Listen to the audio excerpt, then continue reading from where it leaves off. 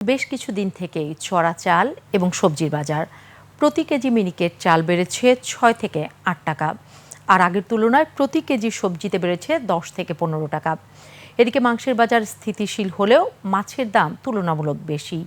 টানা বৃষ্টিতে বাড়ছে কাঁচামরিচের ঝাঁজও, কেজি ছাড়িয়েছে ৩০০ টাকা। খালিদ ইবনে মিজানের report. Super fresh fortified soybean তেল, শুরু হোক হেলদি লাইফের জার্নি। ঈদের পর থেকে বাড়তি চালের দাম, যা এখনও বিদ্যমান। মিনিকেট প্রতি কেজি চাল কিনতে গুনতে হচ্ছে অতিরিক্ত ৬ থেকে ৮ টাকা। ভালো মিনিকেট প্রতি কেজি ৮০ টাকা দরে বিক্রি হচ্ছে। এদিকে মোটা চাল কিনতে খরচ হচ্ছে কেজি প্রতি ৬০ থেকে ৬৫ টাকা। যেটা ছিল ৫৮ টাকা সেটা হয়েছে এখন ৬০ টাকা, যেটা ৭২ টাকা সেটা ৭৫ টাকা। এখন প্রত্যেকটা ছেলে ২-৩ টাকা করে কেজিতে বাড়ছে। এদিকে মাংসের দাম আগের মতো থাকলেও মাছের বাজারে দাম কিছুটা বেশি। শুক্রবার দিন মাছের দাম একটু বেশি থাকে, অন্য দিনের তুলনায় ২০-৫০ টাকা ১০০ টাকা অনেক সময় দাম বেশি নিচ্ছে। নদীর মাছ যেগুলো আছে এগুলো বেশিরভাগ লোকেরই ক্রয় ক্ষমতার বাইরে।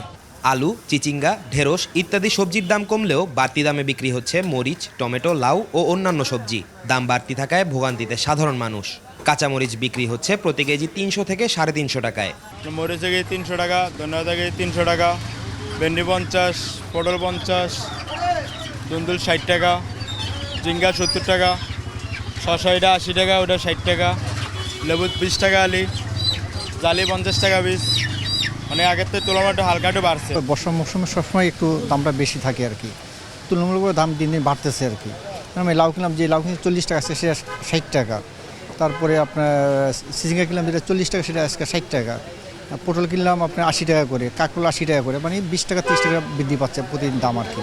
তবে স্বস্তি রয়েছে নিত্যপণ্যের বাজারে। আগের দামেই বিক্রি হচ্ছে তেল, মশলা সহ নিত্য প্রয়োজনীয় উপাদান।